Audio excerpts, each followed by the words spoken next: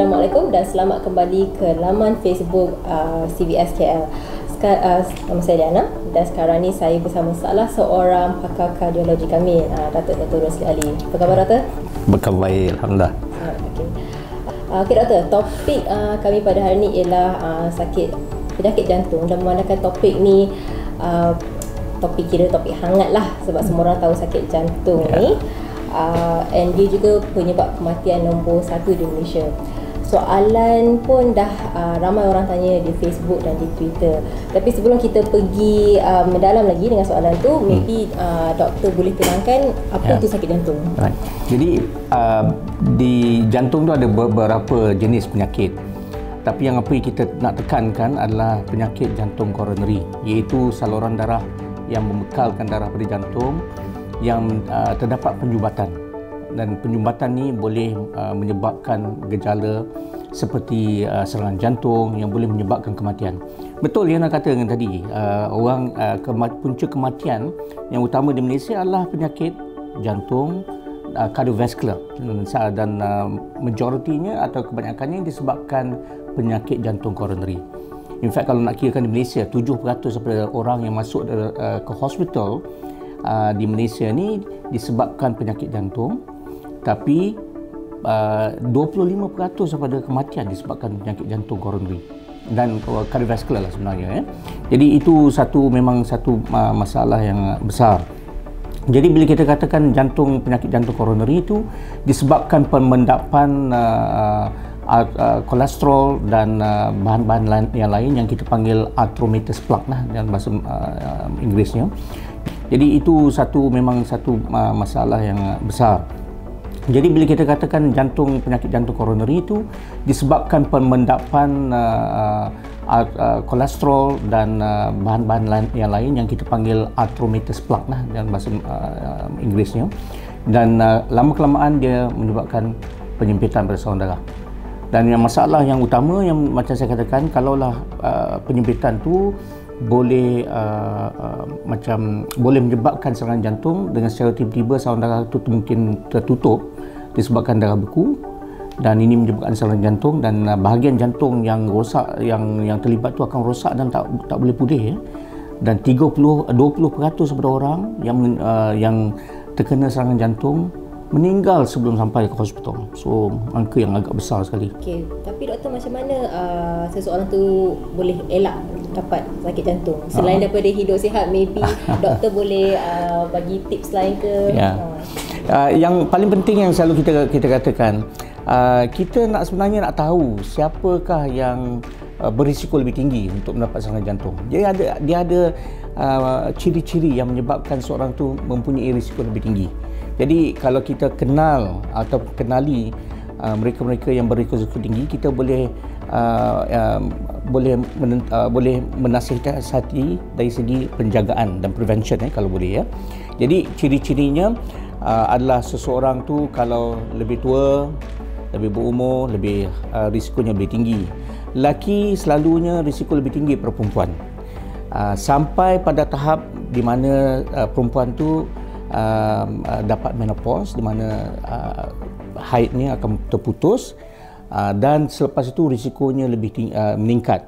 Jadi kalau nak kirakan seorang tu risiko untuk mendapat serangan jantung pada lelaki di Malaysia selalu lebih kurang umur 55-60 tahun, perempuannya 10 tahun lebih lambat. Ketiganya adalah faktor dari segi kita panggil family history ataupun risiko ataupun sejarah penyakit kardiovaskular pada seorang dan keluarga yang terdekat, mak atau ayah dan adik-beradik. Kalau lelakinya mendapat serangan jantung atau stroke sebelum umur 55 tahun, dan kalau perempuannya sebelum umur 65 tahun, mana seseorang tu berisiko lebih tinggi. Itu yang faktor risiko yang kita tak boleh ubah. Jantina tak boleh ubah kan, umur kita tak boleh ubah kan. Dan kalau keluarga kita ada yang dapat penyakit kardiovaskular atau jantung umur lebih awal, kita tak boleh ubah itu. Tapi ada juga faktor-faktor yang boleh diubah, terutama penghisap rokok. Rokok tu very high risk. Kalau seorang tu rokok lebih banyak, dia merokok lagi lama merokok, dia akan dapat risiko lebih tinggi untuk serangan jantung dan 2 atau 3 kali lebih risiko untuk meninggal mengejut daripada orang yang biasa. Dan kolesterol yang tinggi, kencing manis, tekanan darah, obesity. Malaysia ni tinggi untuk overweight, obesity dan stres dan sebagainya. Jadi bila ada seseorang tu ada ciri-ciri tersebut, kita anjurkan supaya pergi untuk check up, dan kalau ada faktor-faktor tersebut perlulah diubah suaikan. Kena berhenti rokok, kencing manis kena jaga. Kalau kolesterol tinggi benar, mungkin dah terpaksa untuk makan ubat selain daripada menjaga diet. Itulah dari segi penjagaannya. Okey, sekarang ni kerajaan dah tetapkan dah tak boleh merokok di tempat awal, di tempat makan semua dah tak boleh. So kalau kita lalu tempat tu pun dah tak ada dah perokok. So apa pandangan doktor tentang ni? Boleh tak ni mengurangkan kadar orang hisap rokok and also kurangkan kadar penyakit jantung kat Malaysia ni? Jadi yang risikonya adalah pada dua pihak ya. Satu pihak adalah perokok itu sendiri. Okey. Kalau lagi rokok, lagi banyak rokok, memang risiko lebih tinggi ya. Dan saya jangka kalau ruling yang dilakukan, law yang dilakukan sekarang ini mungkin tidak boleh mengurangkan penghisap rokok tu menghisap rokok ya. Tapi kita harap dia akan lebih prihatin kepada keadaan ataupun efeknya kepada mereka-mereka yang lain, iaitu yang saya katakan, iaitu subjek yang keduanya, iaitu orang-orang yang sekelilingnya. Jadi it's not fair if you want to smoke, kalau ingin terusap rokok dan membedaratkan diri sendiri, mungkin itu your choice, tapi sepatutnya dia tidak boleh menyebabkan risiko lebih tinggi pada mereka yang tak isap rokok, as secondary smoke kita panggilnya ya. Jadi itu saya jangka mereka ni yang kalau boleh prihatin dari segi itu, because efeknya bukan pada diri sendiri tapi pada semua orang yang lain, dan terutama kalau di rumah tu pada anak-anak ni sendiri kan, very important. So risiko penting untuk anak-anak tu lebih tinggi lah, dan keluarga lebih tinggi dan orang ramai lebih tinggi, because secondary smoke tu ni kan, itu pun boleh menyebabkan ataupun efeknya masih ada lebih tinggi pada orang yang tidak ada yang tidak berada dalam environment yang perokok. Okay. Tadi doktor ada sebut pasal kolesterol tinggi. So soalan seterusnya ni agak menarik lah. So soalan dia, kalau makan nasi lemak setiap hari ada kesan buruk tak terhadap jantung tu? Ya, okey. Pagi ni ada lah seorang kasih saya nasi lemak ni ya. Okey. Interesting, dan satu majalah yang saya ingatkan, nasi lemak tu dikatakan sebagai satu makanan yang sihat, sebab dia wholesome, dia mana bahan-bahan yang ada dalam nasi lemak tu baik dari segi dia ada karbohidrat, dia ada protein, dia ada sikit jenis lemaknya, dan dia ada fiber dari segi vegetables ataupun sayur-sayuran kan. Tapi yang pentingnya saya rasa nombor satu adalah sebabkan kita ni lebih tinggi daripada kencing manis dan obesity ya, ataupun kegemukan di Malaysia ni. Yang paling pentingnya saya syorkanlah, kalau nak makan nasi lemak tu, nasi tu tak boleh banyak sangat kan. Kalau nasi tu banyak, then of course kita akan makan lebih daripada apa yang kita perlu. Dan ini berkait juga dengan sambal. Sambal kita kan lagi pedas, lagi sedap kan. Jadi kalau banyak sambal, jadi terpaksalah orang makan banyak nasi kan. So kalau kita boleh kurangkan karbohidratnya, nasinya, jadi sambal yang berpatutan, dan itu boleh mengurangkan dari segi makan lebih lah, dari segi karbohidrat. Kalau lebih pada apa yang kita boleh burn atau boleh kita bakarkan dari segi aktiviti kita, metabolisme kita akan meningkatkan dari segi kemukan. Banyak sayur, kalau boleh protein tu kurangkan lemak, sebab lemak tu boleh menyebabkan badan kita tukarkan atau produce lebih banyak karbohidrat, kolesterol dalam tubuh badan ya.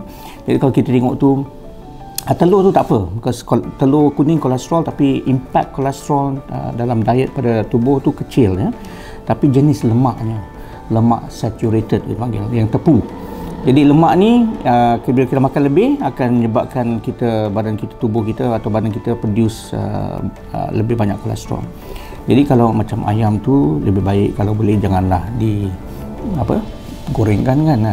Idealnya di grill kan. Kalau kita lihat, dan banyak sayur dan kalau kita lihat kalau dari segi tu dia akan tidak menyebabkan orang kata sebagai makanan yang tidak sihat dan satu lagi santan tu memang santan tu menyebabkan nasi tu sedap kan, tapi kalau santan tu boleh kurang sikit, adalah rasa santan tu, tapi dengan rasa tu tak adalah lebih santan, sebab santan tu mempunyai lebih banyak lemak yang tepu dari lebih santan banyak. Tu yang buat nasi lemak tu buat tu asalkan rasa tu ada cukup lah kan. Okey, so doktor, soalan terakhir. Diorang dia nak, ada setengah orang dia nak tahu macam mana nak bezakan panic attack dengan sakit jantung. Ada orang yang dapat panic attack apa sakit jantung. So macam mana? Orang yang sakit jantung, terutama kalau seorang tu tak pernah rasa sakit jantung kan, dia memang panik lah itu biasa kan.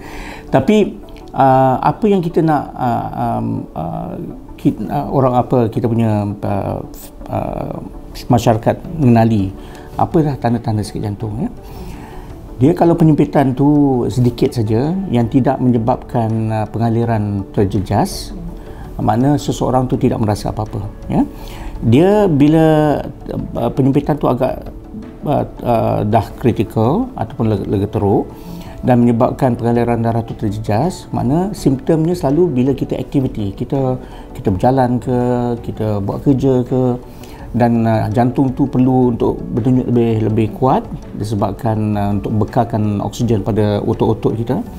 Jadi kalau saluran darah tu sempit, maka jantung tu sendiri kurang dapat bekalan darah. Dan seseorang tu akan rasa yang tipikalnya, klasikalnya, rasa berat di dada. Bila buat aktiviti rasa berat di dada. Dia tak boleh tunjuk satu tempat, hanya di sekelilingnya rasa berat, rasa ketat, rasa tak sedap.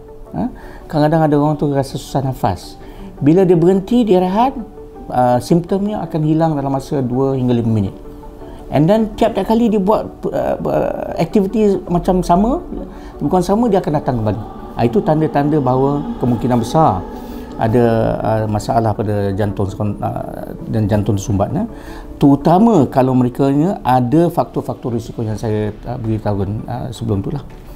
Now, serangan jantung tu lebih teruk. Dia akan boleh berlaku tiba-tiba sebabkan saluran darah tu tiba-tiba tersumbat. Kadang-kadang dia boleh berlaku pada seorang yang tidak mempunyai kesempitan yang kritikal. Maknanya dia tak ada simptom dulu, tapi tiba-tiba boleh berlaku. Dan dia akan berlaku secara tiba-tiba, rasa macam ketat sangat, genggam, dan dia boleh berpeluh, dia rasa macam nak muntah ataupun boleh muntah. Dan sakit ni lebih pada 15 minit tak berhenti.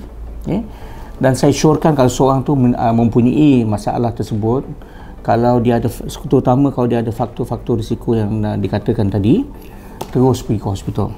Sebab kalau di hospital dia akan lakukan ECG, dan kalau ECG menunjukkan ada serangan jantung, kita boleh merawat dengan secara cepat sebabkan ingat macam saya katakan boleh menyebabkan kematian. Jadi itu yang paling penting lah. So siapa yang sakit tiba-tiba sakit dada tak payah tak perlu nak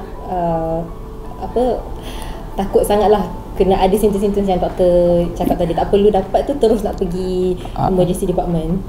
Lain juga. saya lihat cara lain. Saya lihat kalau seorang tu, kalau dia sakit dada secara tiba-tiba and dia tak tahu sama ada ni jantung atau tidak dan dia belarat, terus pergi ke hospital. Bagilah doktor buat ECG, periksa dulu, dan kalau betul bukan sakit jantung, dia akan beritahu bukan sakit jantung. Yang kita risaukan adalah seorang tu ada sakit dada macam ni, memang sakit jantung, tapi dia lambatkan datang. Ingat, dalam masa 4 hingga 6 jam kalau dah sumbat tu, jantung akan rosak dan takkan pulih balik. Itu penting. Jadi kalau secepat mungkin kita boleh bukakan saluran darah, pengaliran darah tu ada, dan jantung akan dapat pulih balik. Itu yang paling penting. Kita nak masyarakat mengenali simptomnya. Kalau tak tentu, tak sure atau tak tentu sama ada itu serangan jantung tidak, segera ke hospital. Bagilah doktor tentukan sama ada penyakit itu jangan serangan jantung tidak. Okey, itu sahaja sesi Q&A kami pada hari ini. Terima kasih kepada Dr. Rosli sebab sudi meluangkan masa jawab soalan-soalan kami ni, especially pasal nasi lemak tu. So doktor nak cakap anything, ada last advice? Okey.